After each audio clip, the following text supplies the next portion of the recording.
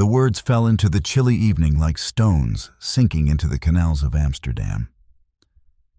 A breeze swept across the narrow street, rattling the chains of bicycles stacked against brick walls, carrying the scent of roasted stroopwafels and river water. Overhead, golden street lamps flickered, casting trembling halos on the uneven cobblestones. Lena stared at me with that familiar blend of discomfort and pity, an expression she perfected over the years without ever realizing how deeply it carved into me. She glanced away quickly, as if meeting my eyes would make her responsible for the pain she inflicted. "I told you, Aaron," she murmured, her voice too soft to carry any accountability. "You're like family. It would be strange." Family. That word again. A chain disguised as affection. "You've used that excuse before," I said, keeping my voice steady, though something inside me cracked with a quiet, restrained violence. Before she could respond, a voice emerged from behind her, warm, sharp, unexpectedly bold. "Then choose me instead." I turned.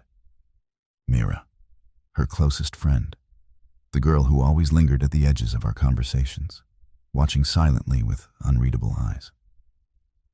Tonight, she stepped into the pool of lamplight, her dark curls swaying gently as she moved beside Lena. Lena looked stunned. "Mira, what are you doing?" "Being honest," Mira replied simply. "Something none of us have been doing for years."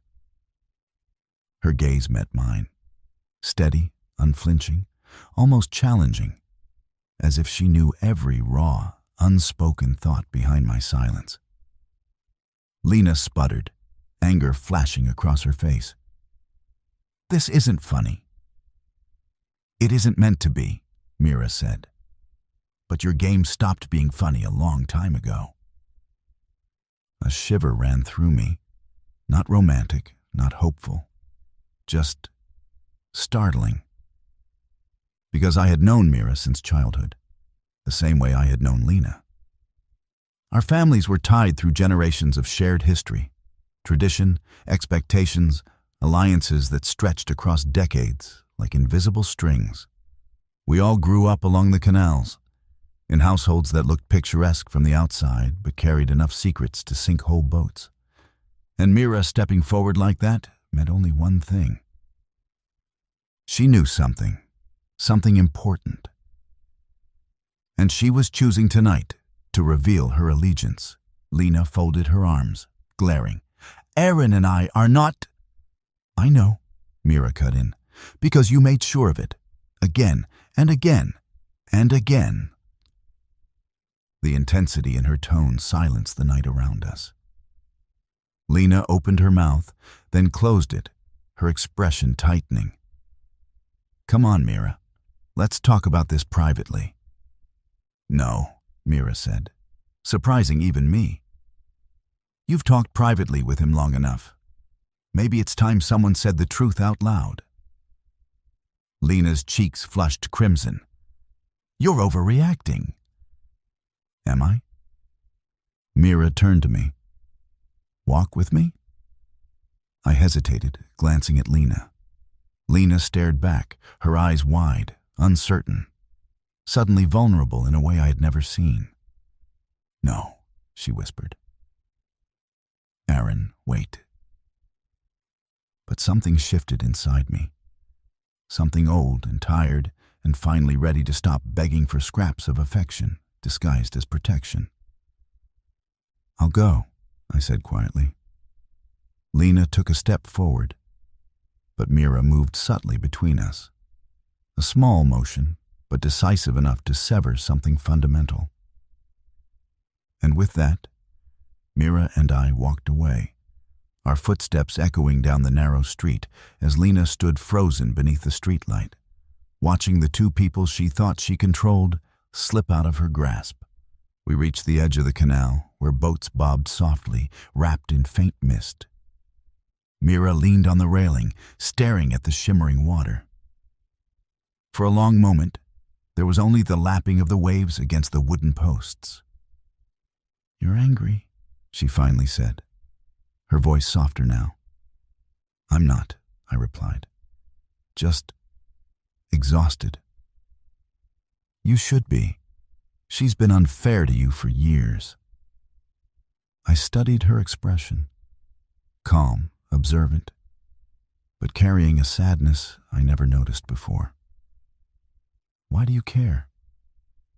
"Because I see everything she pretends not to." She turned toward me fully, the moonlight outlining her features. "And because," she continued, "Lena isn't rejecting you because she doesn't have feelings. She's rejecting you because of the deal." My breath caught. "You know about that?" She nodded. Of course she did. Everyone except me seemed to know. The families had struck the agreement when we were young. Lena was promised to the Van Houtens, another prestigious Amsterdam family, to secure a political alliance that mattered more to them than our autonomy. She was obligated, groomed, to reject anyone who interfered with the plan. And I was the easiest to manipulate. "Your parents agreed too," Mira said gently. "They just didn't tell you." My stomach twisted. A familiar chill spread through my rib cage. This wasn't the first time my parents controlled my relationships under the guise of tradition. They shaped my sister's life the same way, until she fled to Denmark, cutting all ties. Suddenly, the years of confusion, mixed signals, emotional whiplash from Lena made cruel, perfect sense. "Why didn't she just tell me?" I whispered. "Because she liked the attention," Mira said, not cruelly, but truthfully. Liked having someone who adored her. Liked feeling wanted when she was trapped in something she didn't want. I closed my eyes. "And you?" I asked. "Why step in now?" She hesitated, an unusual moment of vulnerability for someone so composed. "Because I'm tired of watching you lose pieces of yourself for someone who never planned to give anything back." Her voice trembled slightly. "And because I know what it feels like to be chosen only when it's convenient. I won't let you be used like that anymore." There was something raw in her honesty, something I had never expected from her. "Mira," I said slowly, "is there something I should know?" She didn't answer right away. Her hands tightened on the railing before she finally said, "My family made promises too, ones I refuse to accept, and I won't watch you be swallowed by those same expectations." "Why me?" I asked. "Because you're the only one who still believes people can choose their own lives," she said, "even when everyone around us pretends otherwise." Silence settled, heavy but not uncomfortable. Then Mira inhaled. "There's more," she said. "Something I need to tell you, but not here." She stepped back, meeting my eyes. "Do you trust me?" I didn't know how to answer, but my silence was enough. She nodded. "Come to my family's estate tomorrow. We'll talk then." The next morning arrived with low gray clouds and the scent of impending rain. I biked along the canal path to the Vermeer estate, Mira's home, a sprawling manor hidden behind wrought iron gates and neat hedges. It was older than most houses along the canal, built when Holland was still led by ruling families that pretended to be democratic. The Vermeers were one of them. Mira greeted me at the door, tension tightening the lines of her usually calm face. "You came," she said. "Of course." She led me inside through a maze of tall hallways, oil paintings, and narrow windows that looked onto manicured gardens. Finally, she stopped in a quiet study lined with bookshelves. She closed the door behind us. "I have something to show you," she said, crossing to a locked drawer. From inside, she pulled out a leather folder, thick, heavy. She placed it on the table. "What is that?" I asked. "Everything your family and Lena's family agreed to," she said. "Contracts, arranged partnerships, plans for alliances, even contingencies for controlling you." My pulse pounded.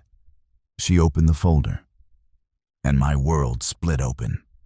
Documents revealed alliances extending across generations. Strategic marriages planned before we were even born. My name included. Lena's name included. Even Mira's name. They weren't just controlling our relationships. They were orchestrating our futures. "I found these last year," Mira said quietly. "My parents thought I wouldn't question the locked cabinets." Anger flushed through me, icy, sharp. "Why did you hide this from me?" "I didn't know how to tell you," she said. "Not until last night. Not until I saw her play with you again." I gripped the edge of the table. So Lena never had a choice. "She had choices," Mira replied. "She just didn't choose you, not fully. She chose the comfort of your affection without the courage to fight for you." Her honesty stung more than any lie ever could. "And you?" I whispered. "What choice are you making?" She held my gaze. "I'm choosing to break everything, to expose them, to burn the system down if I have to." Something electric passed between us, not romantic, not tender. Something more potent, an alliance, a rebellion, a shared fury shaped like purpose. "You're talking about revenge," I said. "Yes," she answered simply. "But not against Lena. Against the people who decided who we're allowed to love, who we're allowed to be." I looked down at the documents again. Names, timelines, plans, manipulations disguised as legacy. My parents, her parents, Lena's parents. This wasn't just personal betrayal. This was generational betrayal. "What do you want from me?" I asked. Mira stepped closer. "Your partnership," she said. "Not romantically, strategically. You're the only one outside my family who has enough leverage to expose all of this without being silenced." "And what happens if we succeed?" I asked. She exhaled, eyes burning with conviction. "We free ourselves, and everyone after us." The rain began outside, tapping steadily on the tall windows. Something inside me clicked into place. Quiet, irrevocable. A decision. I met Mira's gaze. "Then let's do it." Her shoulders relaxed, just slightly. "Good. There's one more thing you need to know." I braced myself. But nothing could have prepared me for her next words. "Lena knew about the agreement," she said. "But she also knew something else. Something worse. Something about your sister." A chill slid down my spine. "What do you mean?" "That's why she kept you close," Mira whispered. "Not for love, for control." I stared at her, my heartbeat thundering in my ears. "Mira," I said, "tell me everything." She opened the second folder. And the true story, our family's darkest secret, unfolded. The secret that would ignite a revenge no one in Amsterdam saw coming, not even us.